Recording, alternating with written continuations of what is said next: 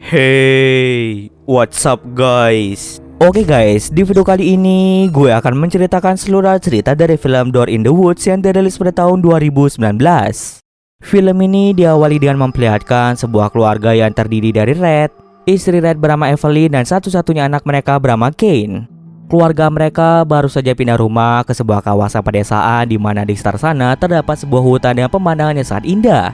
Mereka pindah ke sana dikarenakan Red menerima tawaran pekerjaan sebagai pengajar di sebuah sekolah disabilitas atau sekolah keterbelakangan mental.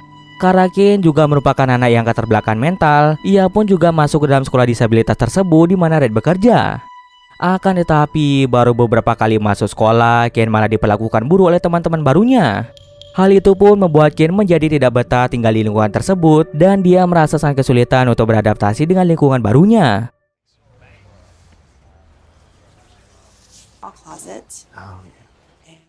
Di suatu pagi, seorang pria bernama Tom datang mengunjungi rumah Evelyn. Tom adalah teman Evelyn yang berprofesi sebagai seorang paranormal.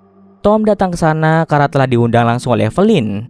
Evelyn pun menyuruh Tom untuk meramalkan masa depan keluarganya dengan menggunakan kartu tarot. Selain meramal masa depan keluarganya, Evelyn juga meminta Tom untuk mendoakan rumah barunya tersebut. Ketika Tom meramalkan masa depan keluarga Evelyn dengan menggunakan kartu tarot, Tom mendapatkan satu kartu yang menjelaskan jika keluarga Evelyn akan mengalami hari-hari yang sulit, di mana Tom menyuruh keluarga Evelyn untuk berhati-hati dikarenakan ada sesuatu yang buruk akan terjadi menimpa keluarga Evelyn. Pembicaraan mereka seketika terhenti dikarenakan Red yang baru saja sampai di rumah setelah menjemput Kane di sekolah. Kane pun memberitahu ibu dan ayahnya jika Kane tidak betah berada di tempat ini, diakibatkan dirinya yang sering sekali mendapatkan perlakuan tidak menyenangkan dari teman-teman barunya. Lalu Red pun mengajak Evelyn untuk berbicara empat mata. Sebelum berbicara empat mata, Evelyn pun menyuruh Tom untuk pulang saja. Ketika Red dan Evelyn sedang berbicara, Red memberitahu Evelyn bahwa Kane sempat memukul temannya, diakibatkan oleh Kane yang terus saja dikucilkan. Tidak terima jika dirinya diperlakukan seperti itu, Kane pun akan memukul temannya itu, sehingga membuat Kane pun harus diskorsing selama 3 hari. Akibat Kane yang nakal, Red dan Evelyn pun terpaksa menghukum Kane dengan cara tidak memperbolehkan Kane bermain ponsel dan menonton TV. Selagi menjalani skorsing, Red pun mengajak Evelyn dan Kane untuk mendaki dan melakukan piknik di sebuah hutan yang tak jauh dari rumah mereka. Keesokan paginya, Red, Evelyn, dan Kane mulai mempersiapkan beberapa peralatan untuk mendaki di hutan tersebut. Ketika sedang menelusuri hutan, mereka bertiga secara tidak sengaja menemukan sebuah pintu misterius yang terlihat kuno dengan terdapat gembok di sekelilingnya.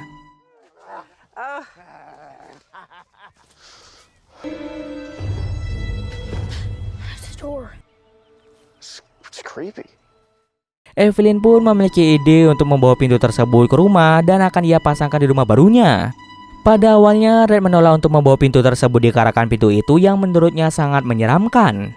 Namun setelah Evelyn membujuk Red, akhirnya Red pun menjadi luluh dan ia pun setuju untuk membawa pintunya pulang ke rumah.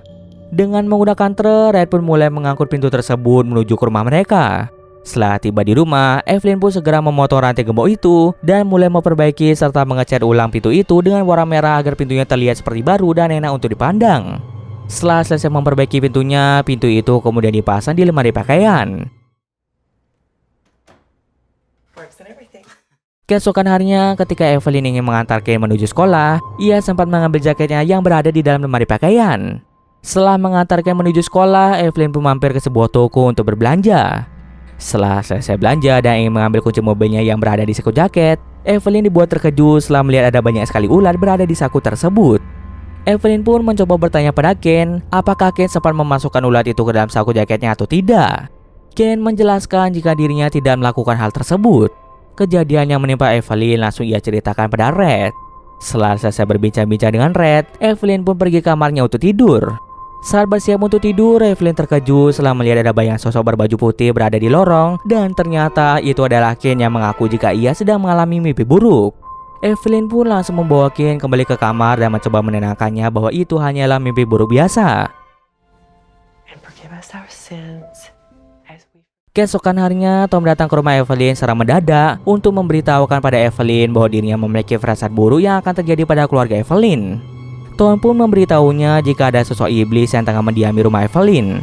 Tanpa berlama-lama lagi, Tom pun mulai berkeliling rumah itu untuk membacakan doa agar iblis tersebut pergi dari rumah Evelyn. Setelah berkeliling cukup lama, Tom dibuat takut setelah melihat pintu yang menurutnya penuh dengan aura jahat. Menurut Tom, pintu itu merupakan sebuah portal penghubung antara dunia manusia dengan dunia gaib, di mana Tom memiliki frasa jika iblis itu sangat suka mencuri anak kecil. Tom pun meminta Evelyn untuk membuang pintu itu atau membakarnya saja, dan jika pintu itu tidak segera dibuang, maka bisa saja sesuatu yang buruk akan terjadi menimpa keluarga Evelyn. Mendengar perkataan Tom, Evelyn pun menyuruh Red untuk membuang pintu tersebut. Namun anehnya, ketika Red membuka baut-baut pintunya dengan menggunakan obeng, semua obeng yang ia gunakan malah patah. Hal tersebut pun membuat Evelyn menjadi sangat bingung kenapa pintu itu tidak bisa dilepaskan. Karena kejanggalan pada pintu itu, Evelyn pun berkeinginan untuk mencari tahu asal-usul dari pintu tersebut.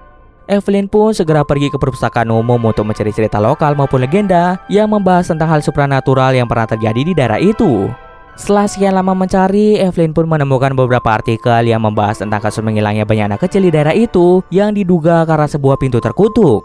Dahulu di daerah itu ada banyak sekali anak kecil yang menghilang secara misterius. Semua orang termasuk polisi sudah berusaha untuk mencari anak-anak yang menghilang, namun usaha mereka tak kunjung membuahkan hasil. Kemudian ada seorang anak bernama Maggie yang menghilang juga, sama seperti anak-anak lainnya. Namun setelah Maggie menghilang, kasus anak hilang tidak pernah terjadi lagi di daerah tersebut. Setelah membaca artikel itu, Evelyn pun merasa penasaran tentang kelanjutan dari pintu terkutuk itu. Ia memutuskan untuk kembali pulang karena sebentar lagi hari sudah menjelang malam. Keesokan paginya, Evelyn yang baru saja bangun tidur tiba-tiba terkejut setelah melihat cat merah pada pintu itu yang mendadak terkelupas. Hal itu pun membuat Evelyn merasa terheran-heran bagaimana bisa cat pada pintunya bisa terkelupas padahal pintu itu belum lama dicat.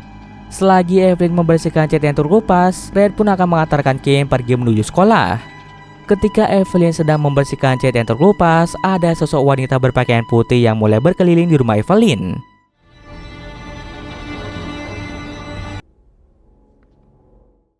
Tak berselang lama, Evelyn mendapatkan pesan dari Red yang menyuruh Evelyn untuk datang ke sekolah.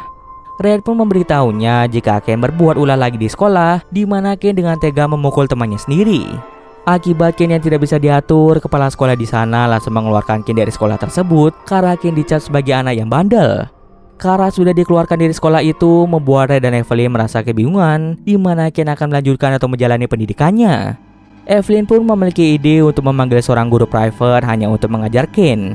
Keesokan paginya, Evelyn pun mulai mencari tahu informasi tentang tempat tinggal Ibu Maggie karena ia masih merasa penasaran dengan kelanjutan dari pintu terkutuk itu. Evelyn pun ingin bertanya pada Ibu Maggie bagaimana bisa Maggie menghilang dan mengapa tidak ada lagi kasus anak menghilang setelah kasus dari Maggie.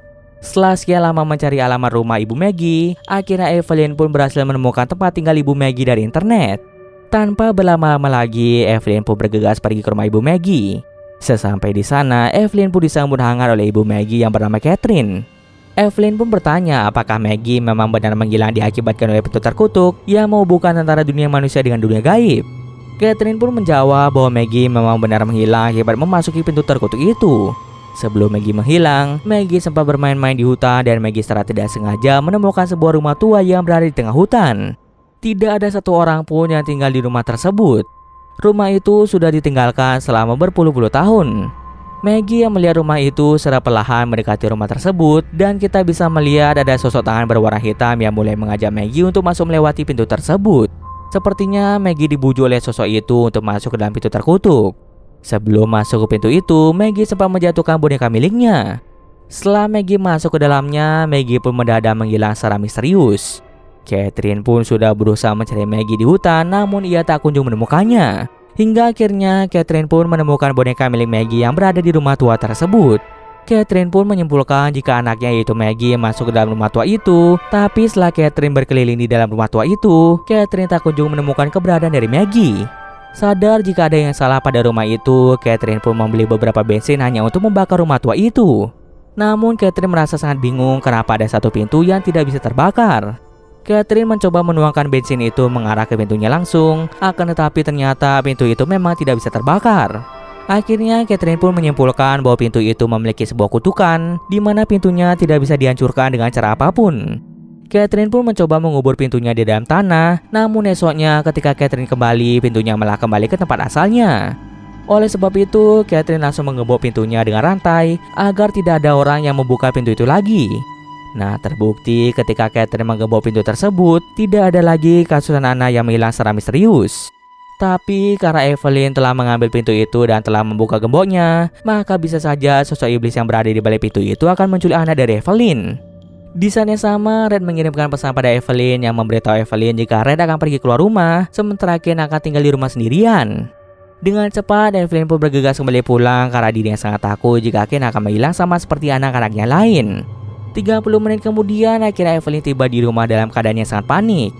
Di saat yang sama pula, Red juga baru pulang dari urusannya dan ia merasa bingung kenapa Evelyn merasa panik. Ketika Evelyn mencari Ken di dalam rumah itu, ternyata Ken sudah menghilang karena sebelumnya Ken telah diculik ke dunia lain oleh sosok iblis.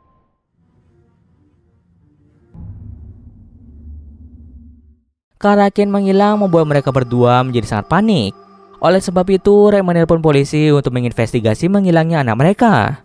Akan tetapi, Evelyn sangat yakin jika polisi tidak akan bisa menangani kasus Ken yang diculik oleh makhluk tak kasat mata. Terbukti ketika para polisi mencoba menginvestigasi kasus menghilangnya Ken, polisi sama sekali tidak menemukan adanya tanda-tanda penculikan di sekitar rumah itu. Oleh karena itu, Evelyn segera menelpon Tom dan menyuruhnya untuk membantunya mencari Ken. Sesampai di rumah Evelyn, Tom pun bisa merasakan jika iblis itu membawa Ken menuju dunia lain lewat pintu tersebut. Sebelumnya, Tom sudah mengatakan jika pintu itu merupakan portal penghubungan antara dunia manusia dengan dunia gaib. Tom juga sudah menyuruh Evelyn untuk membuang pintu itu, tapi tidak dilakukan olehnya. Karena Ken sudah menghilang, Tom pun bersedia membantu keluarga Evelyn dalam mencari Ken yang telah menghilang diculik oleh iblis tersebut. Kemudian, Tom menyuruh Red untuk membongkar sedikit tembok rumahnya agar mereka bisa membawa pintu itu ke tengah hutan tempat mereka menemukan pintu tersebut. Setelah tiba di hutan dengan membawa pintu itu, Tom pun mulai melakukan beberapa cara untuk berkomunikasi dengan iblis di balik pintu itu.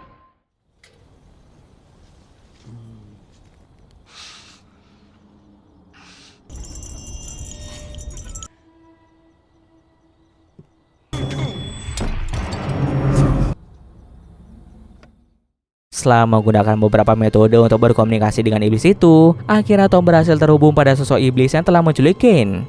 Iblis itu ternyata bernama Empusa. Tom memaksa Empusa untuk mengembalikan Ken saat itu juga, namun iblis itu menolak permintaannya mentah-mentah. Kemudian Tom mencoba membuat perjanjian pada iblis itu, di mana jika Empusa mau mengembalikan Ken dalam keadaan yang hidup, maka Empusa bisa meminta apa saja dari mereka. Setelah sekian lama bernegosiasi, akhirnya Empusa setuju untuk mengembalikan Ken dalam keadaan yang hidup, tapi dengan syarat Red harus memasang pintu terkutuk itu di sekolah tempatnya mengajar, di mana di sekolah itu terdapat banyak sekali anak kecil.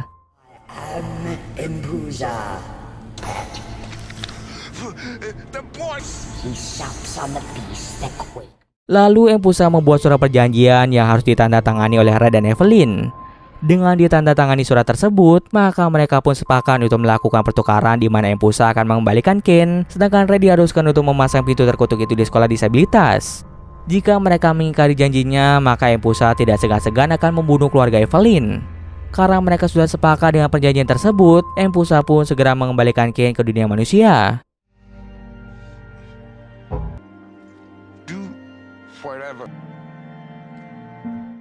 Keesokan paginya, Evelyn membawa Ken menuju rumah neneknya, sedangkan Red sedang merenovasi dan memperbaiki pintu terkutuk itu agar menjadi bagus kembali. Setelah pintu itu dicat berwarna merah, Red pun meminta izin pada kepala sekolah di sana untuk memasang pintu tersebut di salah satu ruangan. Setelah selesai memasangnya, kita bisa melihat bahwa ada banyak sekali anak kecil yang baru saja keluar dari kelas, dan dapat disimpulkan dengan dipasangnya pintu itu di sekolah akan menyebabkan terjadinya banyak korban jiwa yang akan menimpa anak-anak. Dan cerita pun selesai. Oke, mungkin sekian dulu video kali ini. Jika ada kesalahan, gue mohon maaf. Oke, see you next video guys.